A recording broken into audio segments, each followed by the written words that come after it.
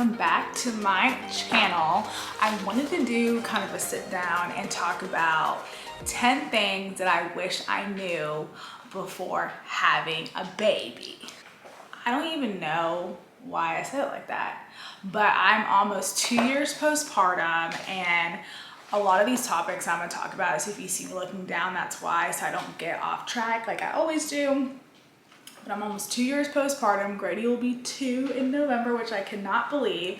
And I kind of just want to go over some things as I've, began this journey. And some of these things, like a year postpartum, my mindset has kind of changed. So I wanted to make this video to kind of showcase and just tell you a little bit of my journey. I am an oversharer, so let's just go ahead and get started, guys. Okay, so these are in no order. I'm just gonna go down the list. So my number one is postpartum recovery. So I will preface that a lot of this is circumstantial, nuance. You can watch all the videos on YouTube, talk to your friends as much as you want, and those are great resources. But you just never know what's gonna happen for you and like how your labor is gonna be.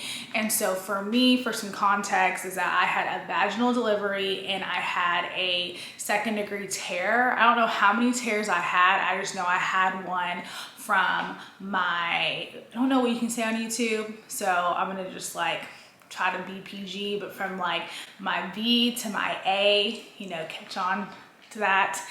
So with that being said, that's where my tear was.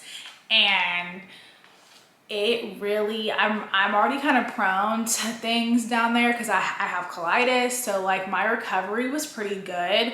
And I kind of knew my expectations the 6 to 8 week mark, but I didn't realize how long it really took for your body to recover, especially if you weren't prepping it correctly. And obviously I'm not an expert, but all I'm gonna say is that I'm almost 2 years postpartum and I'm now ready to work out again. And I probably should have implemented some postpartum workouts, like just breathing exercises at the very beginning, but let's be honest, you're just in survival mode. So give yourself some grace in that recovery. And I was very naive. I thought from the 6 to 8 week mark, I was gonna feel how I did at 6 to 8 months. And just because you're medically clear doesn't mean that you're gonna feel the same. And the same might not exist again. And that's a reality for us. People wanna bounce back or be like how they were before they had a baby, but let's be honest, we are different people now. And I left that mindset. I don't even think about my life before Grady, because then that's when you can kind of get sad or get into your feelings or get into what you used to look like. So I try to just focus on the present and who I am today. So hopefully that helps you if you're kind of struggling postpartum. And there's resources out there, talk to your doctor, pelvic floor therapist, those. I think everyone should go to a pelvic floor therapist. So that's all I'm gonna say about postpartum recovery. So number 2 is gonna be breastfeeding and weaning. So with breastfeeding, that's a whole different video. I have some videos. I'll link the ones that are related to breastfeeding down below.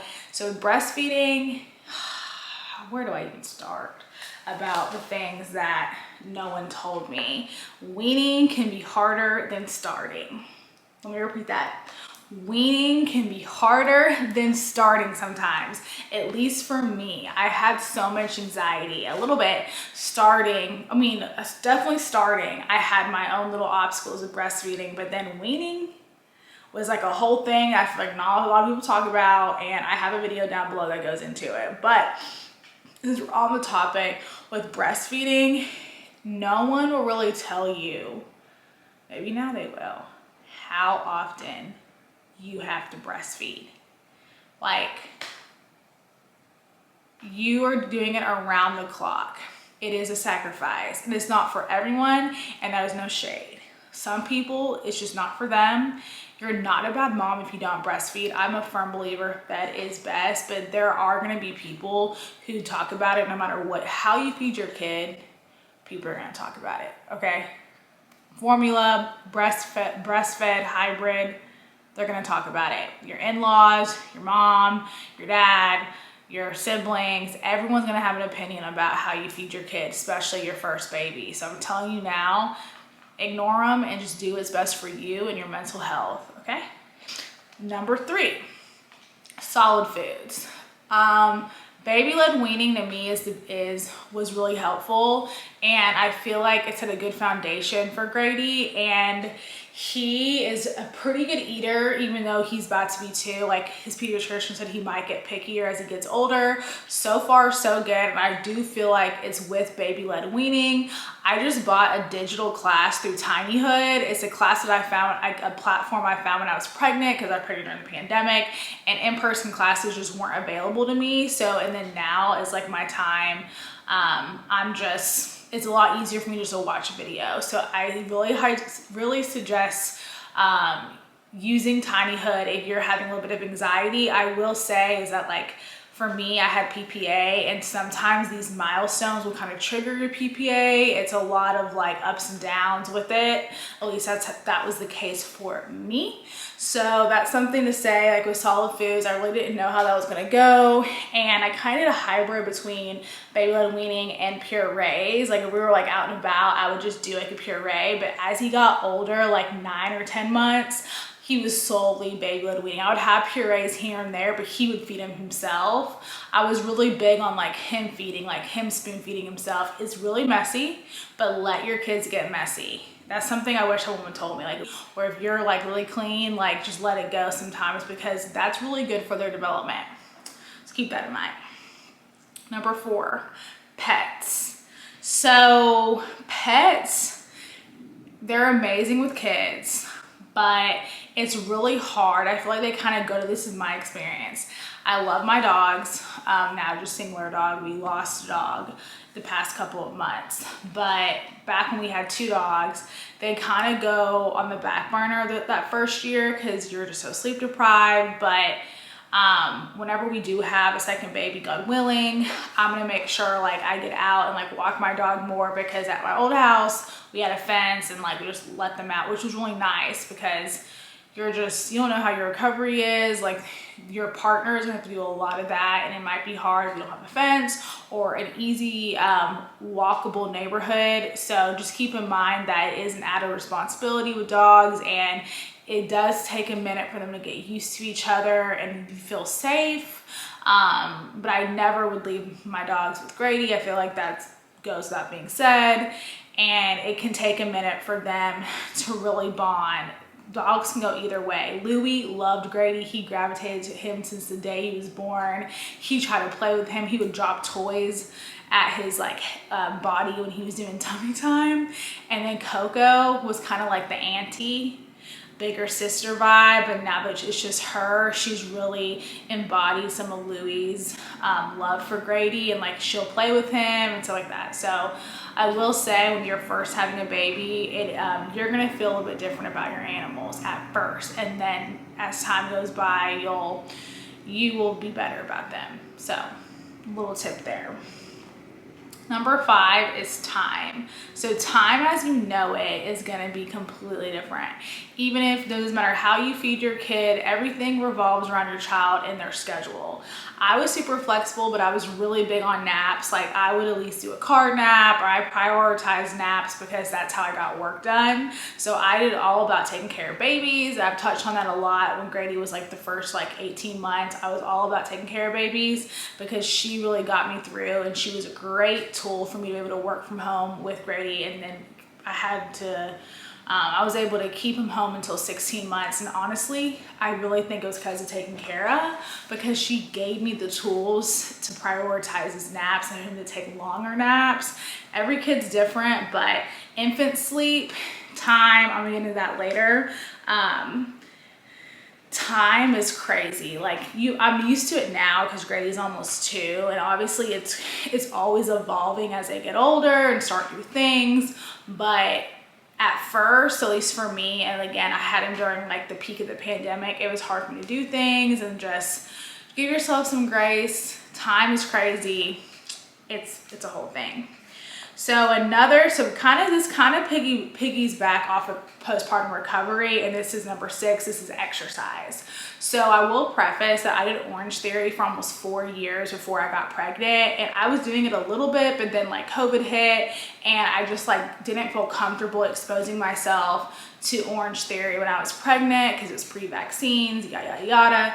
And so I quit going like my entire pregnancy, which I was really bummed about, because when I was doing it, I envisioned myself doing Orange Theory like during my pregnancy when I would see like pregnant moms in there, but I don't live close to one anymore, so it just wasn't practical. So I really had to like rework in my mind and my mentality of exercise and not get hard on myself, especially being like an athlete my whole life and then doing HIIT training. I had to really figure out what workouts were best for me, and that's taken me a long time to figure out, and I'm not an expert. But don't sleep on walking, okay?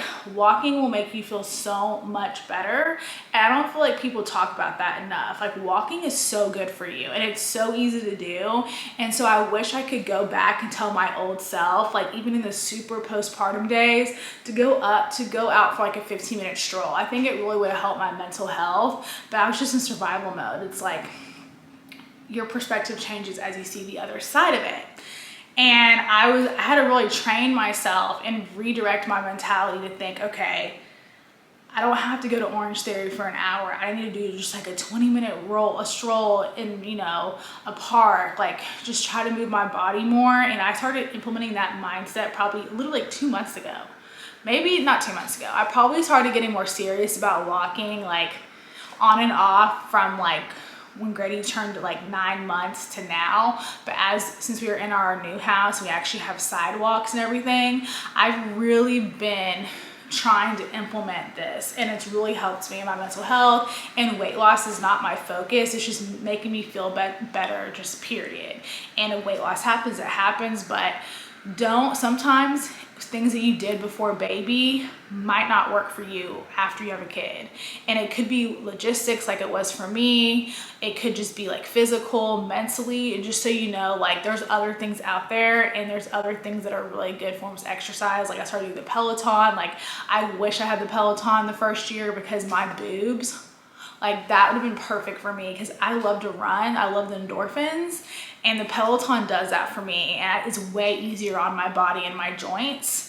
So that's just another, like, I could do a whole video on exercise, because I've been up and down like this because I really need it for my mental health. Like it really helps me. So if you're someone like me, you're gonna figure it out. It's gonna be hard at first, because it was for me, and I felt like a failure that I wasn't like moving my body as much, and I could see the repercussions of it. Like I gained significant weight postpartum for a plethora of reasons, but that was definitely one of them, as I wasn't moving my body.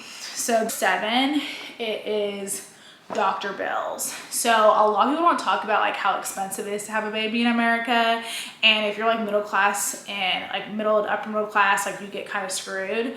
But thankfully I had decent insurance, so altogether, because I know people talk about it, it was $2,500 for pregnancy to birth.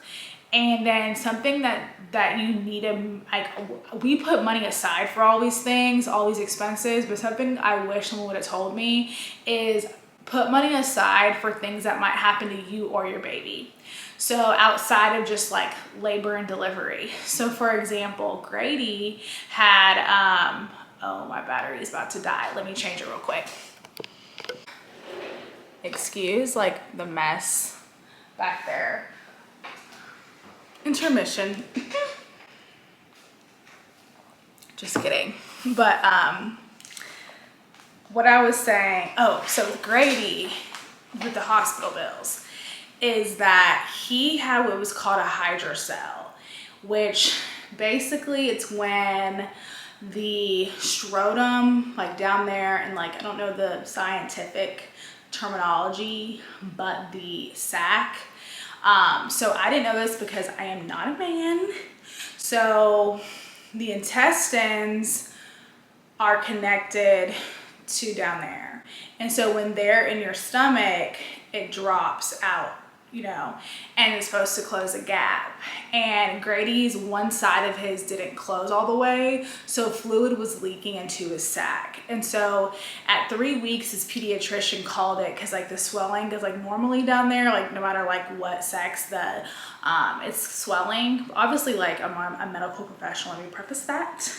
And it's just like our experience with it and my understanding on like a normal person's perspective. And she caught it at 3 weeks because the swelling hadn't gone down yet. And so he had to get an ultrasound, and that ultrasound was $700. And then he had to go to the urologist up until he was a year, every 3 months. Those weren't that expensive. It was like $40 because like a specialist. But then his surgery that he ended up having to get, because they give you up until like a year to 13 months for it to resolve on its own, because they don't want to do surgery on a baby, they don't need to. And so Grady's unfortunately didn't close, so he had to get surgery about, it was like February of this year, so he was like a little over a year, like 15 months. And that surgery was $2,000.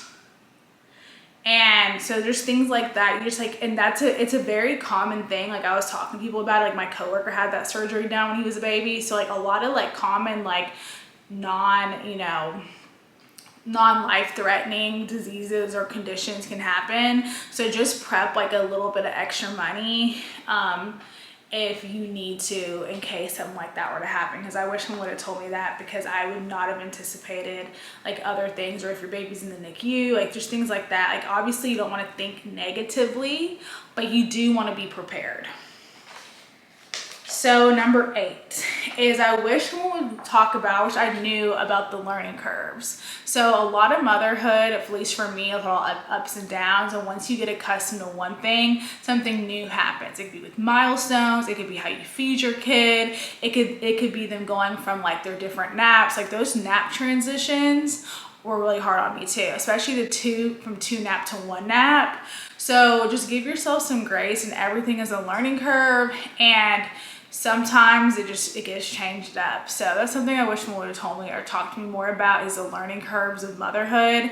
And I mean, even our own parents, like this is their first time having like 30-year-olds, 35-year-olds, like it's always going to be a learning curve. So just give yourself some grace with that. We're all, we're not perfect. Number 9 is sleep habits. So I kind of touched on this with taking care of. So I'm really, really big on sleep. I like good sleep hygiene. I think it's good for babies and their developmental and emotional needs. So I did taking care of. She explains the science behind infant sleep that really helped me grasp the really granular details of Grady and his sleep habits that I really think helped lay down a good foundation for him when it came to sleep. And there's other sleep resources, there's other experts, but that one for me worked the best. So if you're someone that's struggling with sleep, I highly suggest taking care course. We did the newborn class, which I think is way more affordable than like the actual sleep training. That some, like for us, like we didn't really have to sleep train. We didn't have to buy him a sleep training class or anything, based off of the newborn bundle, like the foundations that she taught us. And I really feel like Greg and I did a good job implementing those processes with Grady, and I really feel like that really helped him. I mean, of course he has his regressions and he'll wake up really early sometimes, like toddlers are their own beasts, but I just like knew nothing. Like I knew nothing about infant sleep. Like basically everything you know about adult sleep is like the exact opposite of what infant sleep is. And I'm not going to say too much more because I don't want to like spill the tea on taking care of, but I would definitely look into it if you're like a new mom, and it's a good gift to give people. I really love that. So, and then the naps and everything, I touched on this. Grady went down to 1 nap at like 15 months, but it took him a couple of months to really be able to take it. I mean, he started taking it at daycare at 16 months, but he really didn't get it down packed until like 18 or 19 months. So every kid's nuanced, every kid's different, but just keep that in mind. Number 10 is ignore the just wait people, but, a big but, depending who it's from. okay? There's difference between just wait people that want the best for you and just wait people who are negative and that are suffering themselves and are projecting their own insecurities onto you. Those are two different people. So when it comes to the people that want the best for you, like I might have said that to a new mom, but my intentions are pure. I don't want people to have this being naive going into motherhood if I can prevent that. I'm a helper. So my intentions are always pure, and I'm always trying to help mothers. That's why I created this channel. And like I talk about it on social media because I felt very alone, very isolated in a lot of things. And the more I talked about it, the more people would talk about it with me. And I feel like a lot of people might need to just twist those words to just wait to other things to help for people to be able to digest the advice. It's very vital to have mom friends, especially mom friends in the same lifestyle as you, which I mean, like if you're a working mom, like get working mom friends, stay-at-home moms, get stay-at-home moms friends, like not to have like all one or the other, but it's good to confide in those people that really understand what you're going through, because we're so multifaceted as moms that sometimes it's really hard to talk to other people about it because they might have a completely different situation and it might just be like an awkward conversation. But then there's the other people who are just projecting. Ignore them. They're haters, and people struggle. Postpartum depression is a real thing. You know, people can be miserable, and I have audited my friend group many times since being a mom. And I could have a whole video on friendships as a mom, adult friendships, and I have no hate in my heart for anyone that I used to be really close to, but I had to audit because I think children are really impressionable, and we are who we keep, whatever that phrase is. And I really want a positive, supportive friend group, and I want to be successful. Not saying like people I was friends with weren't successful, but I just needed people to understand and validate my story, and I can go into it a whole other thing, but just who show up for me the way I've shown up for them, and meeting people at the same energy and competitiveness, things like that. So I wish someone would prepare me more for that. Like, not only I feel like people don't talk about is losing friends who aren't moms, but you might lose mom friends, because comparison and envy will get in the way, because people love to compare kids and they love to compare parenting styles. They love to compare spouses. Like, well, this husband did this wife did that. So no one told me that. Like, I thought as we, cross this parent bridge, we all would be on the same page. But just so you know, there's mom and dad people that might not fit your life anymore. And that's okay. That's life. We grow, but audit your friend group. Because you will be a better mom or a better dad or whatever you want to call yourself. You'll be better, and I'm learning that day by day. So yeah, that all it entails the top 10 things that I wish someone told me before I had babies. And please like and subscribe this video and follow me for more motherhood content. Bye guys.